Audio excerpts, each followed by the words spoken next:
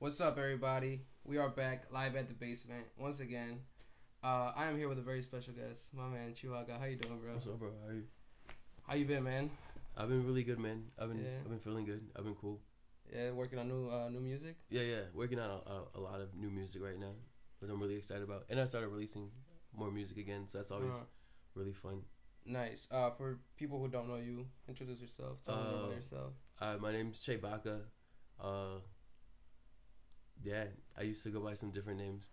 You had like 1,000 alias. I'm like a man of like 1,000 names and 1,000 hats and just 1,000.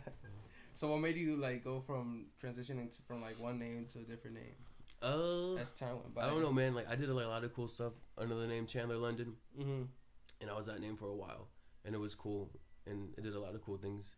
But then I just outgrew it. You know, as an artist and as a person, you're always growing. I'm always growing. I'm always trying to learn and be better. I just wasn't Chandler London anymore. You know, and then around that same time, like so we started like putting together the group Beach Jesus that we had, and at that time, it was more important to me to get like the band name big, and then like us just like fall under that umbrella. Like I would rather like everyone know like. So you guys were all really pushing that brand, right? Yeah, and then so then under that, like that, I'm like, well, I'll just change my name again, because I've been wanting to change it, and I'll just kind of do it like low key, and I'm still pushing, Beach Jesus. So I changed it to Chando, and I don't know, I just knew I was gonna switch it up again. I did Chandy. I just like it being like a play on words, like nothing really like more complex than that. Just like the way it sounded, and that it was still similar to my name, and then but I knew it wouldn't be that for long, and then at the back of my mind, I'm always like thinking of a new name, just something that that would just kind of hit, something like just like like once you hear it, like you know it, there's no like doubt. It's just like so I was just kind of waiting for that moment, right? And yeah, it came. That's good. So man. like now I'm like really Chebaka is like That's where it's at. Yeah. Do you think you're gonna change your name again? No time soon. Right. But I mean, you never know. But no time soon. But you never know. That's good, man. Originally, you're from out here, right? You're from Waukegan, right? Yeah, born and raised in Waukegan. You went to Waukegan High School? Mm-hmm. Nice. At what age did you move to Chicago? In like my early 20s. Mm-hmm. Yeah. So that was fun. Did a lot of like, been able to meet a lot of cool people. Out in Chicago, right? That's what the scene is at. I remember my first time hearing you actually was on Supa's album or Supa's project. Shout out Supa. Yeah, shout out Supa. He's the homie, man. I remember his the track you guys were on though, but it was with the cover was like, I think it was like maybe his parents or something, or Oh, what? the cover of his project was like maybe his parents or maybe him as a kid, or I don't remember exactly the cover. Oh shit, I know what you're talking about. He released someone for like his birthday. I was actually just thinking about that song today, or my verse from that. I couldn't remember it all, but I know what you're talking about. Yeah, that's the first time that I heard of you, and then shout out to Jose Guts. Then eventually that's who like put me onto you and shit. So that's really dope, man. I really enjoy your music. Is very different. Thanks, what's like your inspiration when you? I kind of take everything in, like everything that my music is really like therapeutic. It really helps me with stuff like or just creating in general. If I don't like create or do something, like I feel like in a weird slump. You know what I mean? I feel like I can't breathe. Like I don't have oxygen. And yeah, and then so like about what we were talking about. I just ate an edible before I came here, so I'm like super high. It's all good. Your inspirations, bro. Oh my bad, that's right. Yeah. So I'm just saying like just like in general, and so yeah, everything I do and write about is just like what I take in, and then like how like I see like the world. It's like experience that I've gone through personally. It's also like experience that people that are close to me have gone through. Or it's also it's just like my surroundings, like my conscious, my subconscious, and how it just kind of like comes out through this like filter. Okay. This is where I kind of like process everything. Nice. So take us back to the beginning where everything started. What made you decide like, okay, I want to make music. I want to pursue music. I don't know. I kind of always loved music. Even as like a little kid, like I would like this big, and I would like come up with like little love songs and little melodies. I would just like to sing to myself, like. Do you recall the age? I'm like super young. I did like 4 or 5. And nothing I would like show them, but just like just always just coming up with like just little things that I like enjoyed or I thought like sound like nice together. I mean, and yeah, so it's always just kind of like been there, you know. And it wasn't probably until like I left like here like, to pursue it more, like you know, like it became more like a focal point. But I've always just had like a passion to make music. Nice. What artists did you look up to at that point in time? Or you look up to now, if any? I really look up to Andre 3000, man. Nice. That's yeah, he's so raw to me. Big Pun, always Big Pun, the best, nicest Latin rapper of all time. Big Pun is so raw. Yeah, DMX. I really fuck with Young Thug too. Thugger is so ill. Yeah, he is. A lot of people downplay him.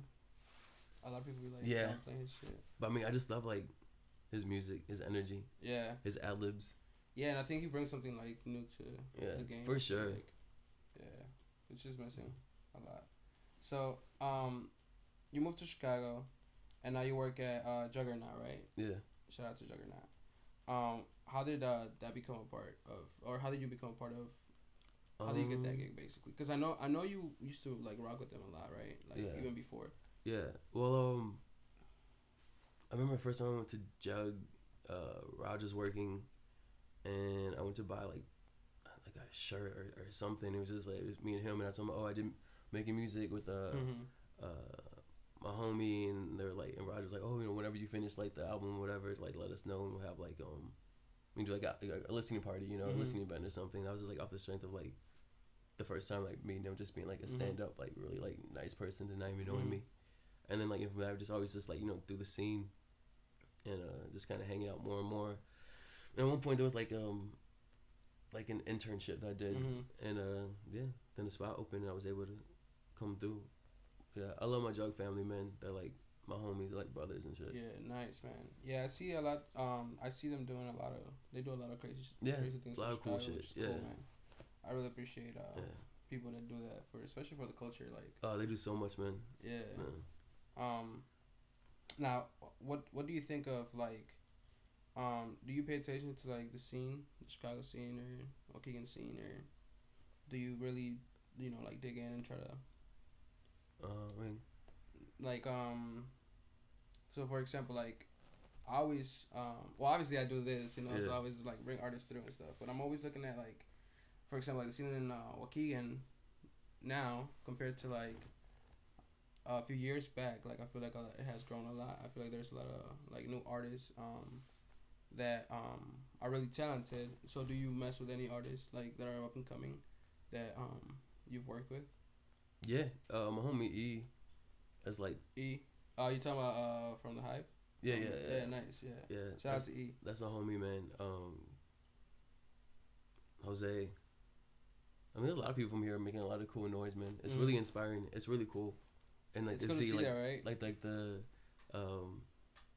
just cause like I feel like there's like definitely more of like support system out here than there was when I was like coming up out here, and I can appreciate that like a lot, man. Like it's really cool to see.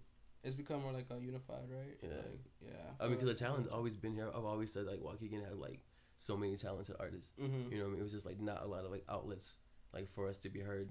But now like it's really cool to hear like so much like noise coming from over here because it's always been here. Yeah. Now it's finally cool, like and it's find like it, everyone else to catch on. Yeah, and also like I feel like a lot of the problem here too is like a lot of these venues don't really appreciate hip hop like that. That's what I noticed, man. Yeah, like I mean, it has always been that way too, man. Like there's such like a stigma for it out here that like like fights or whatever, or just like what I mean. Yeah, I remember we used to do this shit out at we had this thing called the Threshold, and it was where the hookah place that used to be on 45. Or, you know what I'm talking about? The one that got closed down. Yeah. It didn't get closed down. You're talking about Arya's? The little like shack looking thing. Yeah, by that McDonald's. Just past Gurney Mills.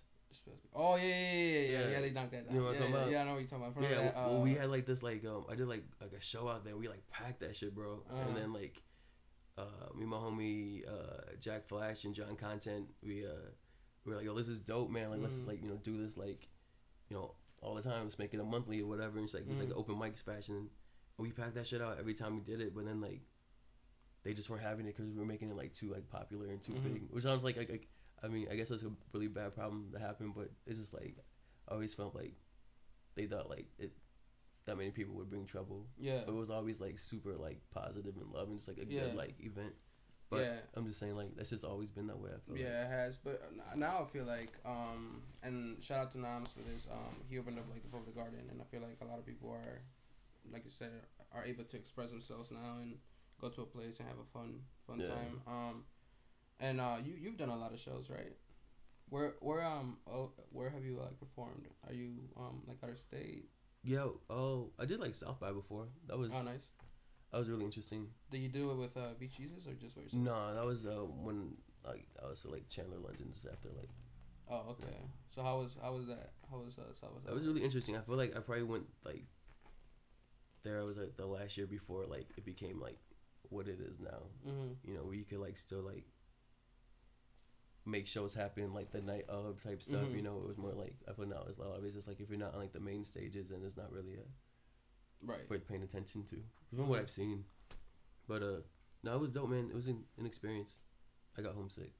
Yeah. How you were there for the whole week? Yeah. It was a really long time. And it's like every day you have to like be out and shit, right? Yeah, and not only that, but like remember the spot that we had was like wasn't like directly like in Austin or it was in Austin, but it was like not where all the stuff was. So it was just like I don't know, but it was an experience, and I was with like some really good friends. So have you been back since? No, but I want to go back. I love like Tex-Mex food. Yeah, they had like the best breakfast tacos I ever had. Dude, they were so flame. I gotta go now, man. I haven't been there. I really want to go, and every year I say I'm gonna go, and I end up not going. But I really do want to go. It seems like just raging every day. The what? Like you be raging out there every day at South by Southwest. Did you go to like a lot of shows? Yeah, I feel like we saw a good amount. There's just like so much to see. There's literally something happening like in every bar, but there's also so many people. A lot of it's just like standing around. Yeah, I feel that. But then again, myself, I could have been really lame. I could just like sending you off and everything. Don't go out by me. That's true, man. So the new music that you're working on, are you working on a new project? Are you I know you dropped 2 singles, right? Is that off a new project that you're working on? No. And I actually have like an EP that's gonna drop hopefully any day. It's called Chebaka, so I'm really looking forward to. And then I just have like some more music that's already done that I'm looking to drop soon, and then just like dropping music. You know, it's fun. Yeah. It should be like it feels good. Do you produce as well? No. No, you don't produce? No. I always just like, man, I need too much time just to focus on like these lyrics. I ain't got time to figure out like these. I wish I could though. That'd be raw. Yeah. When it comes to like you writing your music, do you like usually have the music written and then take it to somebody to make the beats, or do you find the beats first? I rather get like, I mean, if anything, I write down like bars. Like I have like a notepad like on my phone that like I write when I'm drunk. And it's always funny because when I go through it the next day, I'm like, this is like so bad. This is like, oh my god, this is like embarrassing. And I'll say them out loud and I can't even say it with a straight face. But sometimes there are like some really good ones in there. I'm like, sweet. So like, so I might like I record like punchlines, or I'll sing like melodies or choruses like on my notes. But for the most part, I prefer to like to get like the beat and then like write to it. That's always kind of been like my thing. But then I'll also like, there's like a beat or something I wrote to, then I could probably take that to like another song if it's like better and shit. Like, but you know, but yeah, typically I need like the beat first. Nice. Now, there's something that I do appreciate like about you as an artist and about you as as an artist, you have a platform and stuff, and you always represent for the people, man. You always like put on for the culture, the Mexican culture and stuff. So yeah, I really do appreciate that. I know you've been wearing the masks. Yeah. That's so like tight. Chebaka mask. Yeah, dude. That's whole part of like the new like brand I'm pushing. I got like this whole thing I'm trying to put together, but really this idea of it, the mask is like just like wearing like my culture like on my face. You know what I mean? And I just think like right now like I don't know, cause like lucha masks are always like remind me of like strength. You know what I mean? Like wrestler strength, like And then I just feel like right now, like to be like Latino, like you have to be strong in Trump's America. You know what I mean? Like that's now more than ever, like you have to have be strong. Mm. So I just see it as just like as trying to be like someone like people can like look to and like find strength in. Right, kind of like a superhero kind of, right? Mm-hmm. Yeah. Which is and all my favorite superheroes wear masks. Right. So I'm like, all right. That makes sense. Were you always a fan of lucha libre? Which is I've always been a fan of wrestling, mm-hmm. but I've been like a fan of like lucha libre like more within these past few years. Mm-hmm. I actually was in Mexico City in January and caught mm-hmm. like a match. Nice. It was fucking dope, bro. At the it was so cool at the Coliseum. Yeah. It was fucking awesome, dude. Yeah, dude. Yeah, it was super super dope. Like they had this thing called like micro wrestling. Mm-hmm. Where it was just like little people wrestling. Yeah. And I was like, damn. I wish I could say this is like the first time I've seen like little people wrestle. Yeah. But it wasn't. But the whole thing was like really like super entertaining though. Yeah, I used to live in I actually grew up in Mexico City, so when I was a kid I used to always go to That's dope. Yeah, so you been to that one then? Yeah. Okay, so that's super sick then. Yeah, I've been there. I've been to Monterrey too. I've been to some shows over there with like AAA. I used to follow them like really heavy when I was little, so I always like used to go there, and I got to meet some wrestlers. They have some pictures of me in Mexico, but I don't know.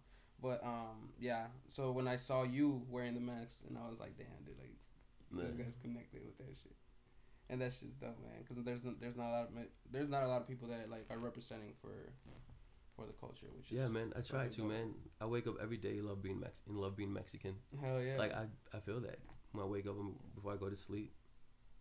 That's like rep it, man. If I was to be born again, I'll do it again, right? Yeah. So talk to us about the record that we're about to play right now. The first record. This song is Rotten. It's produced by 6 Mag. It's off my new EP, Chebaka. What was the inspiration behind that? Relationships. Like the song starts off saying like, I hope this is a forever thing. I read it on the back of a wedding ring. So this idea of like on like your wedding rings to your significant other engraved on the inside. So I hope this is a forever thing. So even something as like sure as like going into a marriage is supposed to be, like there's still like that like bit of like doubt. Like I hope this is like right. It's just something like that was really a like line kind of just propelled like the rest of the song to unfold out. Some kind of like a sad love song, but like a love song. Right, for sure. I'm about to play it for everybody to listen to. Chewbacca in the studio. Here we go, Rotten.